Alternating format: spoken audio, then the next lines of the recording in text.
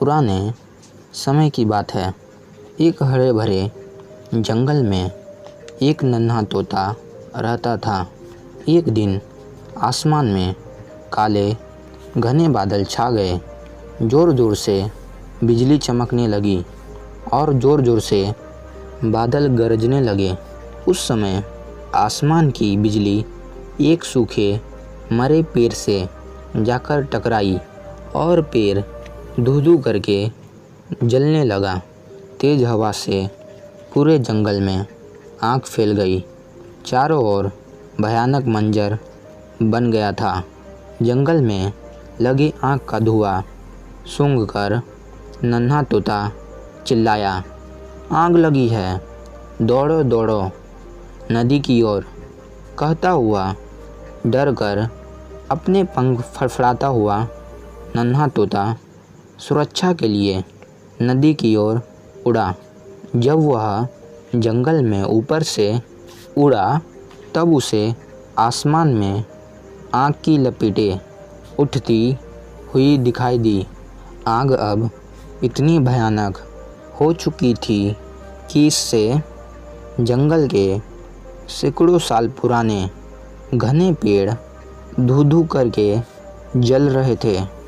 बहुत से जानवर उस आग के कारण जंगल में फंस गए थे।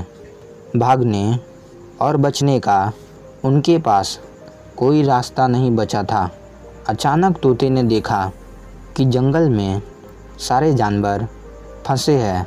फिर वह जंगल से न भागते हुए उन जानवरों को बचाने के लिए एक तरकीब निकालता है। नन्हा तोता नदी की ओर उड़ा।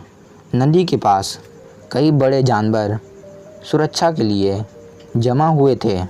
उन जानवरों को देखकर वह नन्हा तोता हिम्मत देते हुए उन जानवरों से कहता है, हाथी कृपा कर अपनी सूंड में पानी भरो और उसे आग के लपेटों पर बरसाओ।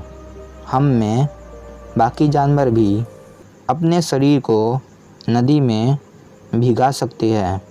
हम पत्ते के दोने में पानी भर भर के ला सकते हैं। चलो हम सब मिलकर अपने जंगल और मित्रों को बचाएं। पर तट पर जमा हुए जानवरों ने कोशिश ना करते हुए निराश होकर कहा, नन्हे तोते अब कोई कुछ नहीं कर सकता। अब बहुत देर हो चुकी है। यह सच है, चीते ने कहा। वैसे मैं बहुत तेज़ दौड़ता हूँ, पर आग की लपटें मुझसे भी तेज़ दौड़ती है और चाहे हम कितने भी ताकतवर क्यों न हो। हाथी जोर से दहाड़ा। फिर भी हम खूंखार आग की लपेटों से नहीं लड़ सकते हैं। स्थिति बड़ी निराशाजनक है, सभी जानवरों ने कहा। पर वह नन्हा तोता जरा भी ना घबराया। सभी जानवरों की बात सुनकर वह छोटा था, अपनी उम्मीद नहीं छोड़ी। उसने अपने पंखों को पानी में डुबोया। फिर वो अपनी चोंच में पानी भरकर जलते जंगल के ऊपर उड़ा। आग की लपटें नन्हे तोते की ओर लपकी। लपटें बेहद गर्म थी और उनसे गहरा काला धुआं ऊपर उठ रहा था। कभी आग की लपेट इधर से उठती, कभी उधर से, पर आग के दरिया में से बचता हुआ नन्हा तोता बहादुरी से जलते जंगल के ऊपर उड़ा। फिर जंगल के बीचों बीच जहाँ सबसे तेज़ आग धड़क रही थी, वहाँ जाकर नन्हे तोते ने अपने पंख फड़फड़ाए। उसके पंखों में पानी की जो भी बूंदें चिपकी थी, वे चमकते मोतियों जैसे आग की लपेटों पर जाकर गिरी। उसने पत्ते के दोने का पानी भी पलटा। पानी की बूंदें उस भयंकर आग में हिस की आवाज़ करके गायब हो गई। उसके बाद नन्हा तोता दोबारा नदी की ओर लौटा। एक बार फिर उसने अपने पंख और शरीर को पानी में डुबोया। उसने पत्ते के दोने में पानी भरा। फिर वहाँ खड़े एक सज्जन हिरन ने उससे विनती की, आग में मरने मत जाओ, तुम हमारे साथ यहीं नदी के किनारे पर रहो। बिल्कुल ठीक है, शक्तिशाली बाघ ने कहा। धू-धू करते जंगल को पानी की कुछ बूंदें नहीं बुझा सकती।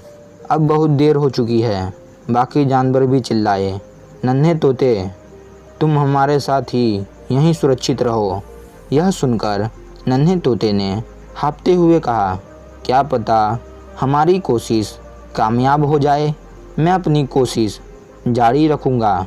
एक बार फिर नन्हा तोता जलते हुए जंगल के ऊपर उड़ा और उसने आग पर अपने पंखों को फड़फड़ाया और धोने का पानी भी नीचे गिराया।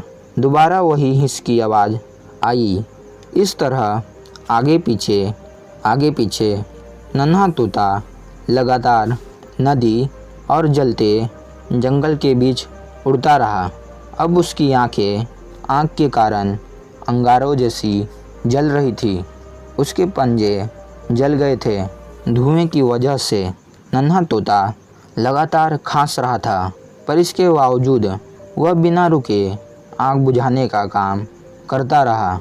उसी समय कुछ देवी देवता आसमान में घूम रहे थे। वे हंस रहे थे और बादलों के ऊपर अपने महल में गप्पे लगा रहे थे। वे अच्छा भोजन खा रहे थे और बढ़िया मदिरा पी रहे थे। उसमें से एक देवता ने नन्हे तोते को नीचे उड़ते हुए देखा। देखो, यह कहकर वह देवता चिल्लाया। दूसरे देवता ने कहा, जरा देखो बदअकल तोते को, वह चंद पानी की बूंदों से जंगल की आग बुझा रहा है। यह तो अच्छा मजाक है। तीसरे देवता ने कहा, असंभव। और वह हंस पड़े और फिर बोले, वह इतना तक नहीं समझता कि वह कभी भी सफल नहीं होगा। उसके बाद पहले देवता ने एक सुनहरी चील का रूप धारण किया। फिर वह अपने विशाल पंखों को फड़फड़ाता हुआ नन्हे तोते के पास गया। जब वह नन्हा तोता जंगल के आग के ऊपर उड़ा, तब सुनहरी चील उसके पास गई और उस चील रूपी देवता ने कहा, हे छोटी चिड़िया, वापस जाओ। पानी की 2-4 बूंदों से यह जंगल की प्रचंड आग नहीं बुझेगी। अगर खुद को जिंदा रखना चाहती हो तो अभी रुको, नहीं तो बहुत देर हो जाएगी। पर नन्हे तोते ने सुनहरी चील की सलाह बिल्कुल अनसुनी कर दी। उसने अपनी धीमी आवाज़ में कहा, महान चील, मेरे पास अभी वक्त नहीं है। मुझे अभी तुम्हारे सलाह की ज़रूरत भी नहीं है। मुझे बस तुम्हारी मदद की ज़रूरत है। यह कहकर नन्हा तोता दोबारा अपने काम में लग गया। सुनहरी चील को यह देखकर बेहद आश्चर्य हुआ। हर पल आग की लपेटें गर्म और भीषण होती जा रही थी। फिर सुनहरी चील अपने पंख फड़फड़ाकर ऊपर ठंडी हवा में आई। सुनहरी चील को वह तोता अभी भी उड़ता हुआ दिख रहा था। बाकी देवी देवता अभी भी हंसने, खाने पीने और बातचीत में व्यस्त थे, जबकि नीचे जंगल में आग धधक रही थी। अपनी ज़िंदगी में पहली बार पहले देवता ने, जिसने चील का रूप धारण किया था, उसको खुद पर शर्म महसूस हुई। वह चिल्लाया और वह बोला, आखिरकार हम देवी देवता भगवान हैं, हमें कुछ तो करना चाहिए।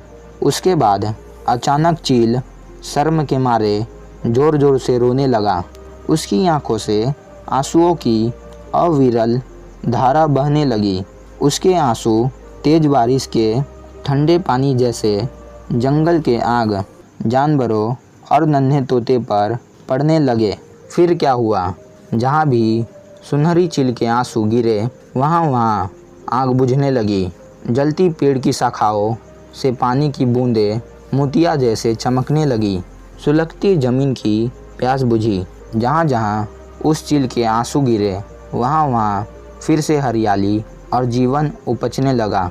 ज़मीन पर गर्म अंगारों में से हरी घास की कोपलें फूटने लगी, पत्तियाँ लहलहाने लगी और रंग बिरंगे फूल खिलने लगे। अब नन्हे तोते के शरीर पर नए पंख उग आए थे।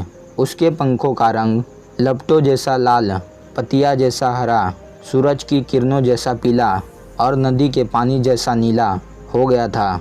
उसके रंग इतने मनमोहक थे, नन्हा तोता बहुत सुंदर लग रहा था। आग अब बुझ गई थी। नन्हा तोता खुशी से चिल्लाया, देखो खतरा टल गया है। सारे जानवर एक दूसरे को आश्चर्य से देखने लगे। देवता के आंसुओं से भीगकर उनकी तबीयत दुरुस्त हो गई। किसी भी जानवर को कोई चोट नहीं पहुंची थी। जिंदाबाद, सभी जानवर मिलकर चिल्लाए। जिंदाबाद नन्हे तोते और जादुई बारिश।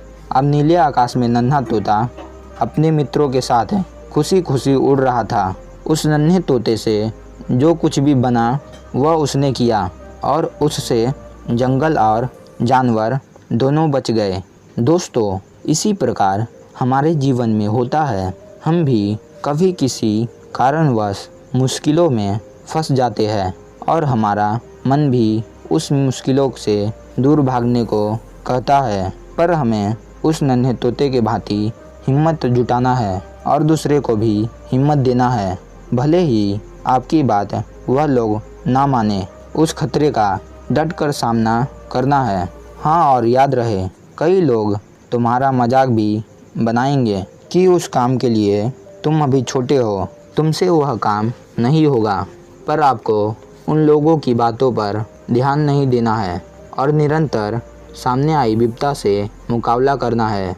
भले आपको लगे मुझसे यह खतरा नहीं टल सकता, तब भी आपको डिमोटिवेट हुए बिना उस खतरे से जितना हो सके डट कर सामना करना है। आपको रास्ते में बहुत मनोबल गिराते हुए लोग बोलेंगे कि उस खतरे के अंदर मत जाओ, पर उन बातों पर ध्यान ना देते हुए अपनी कोशिश जारी रखनी है।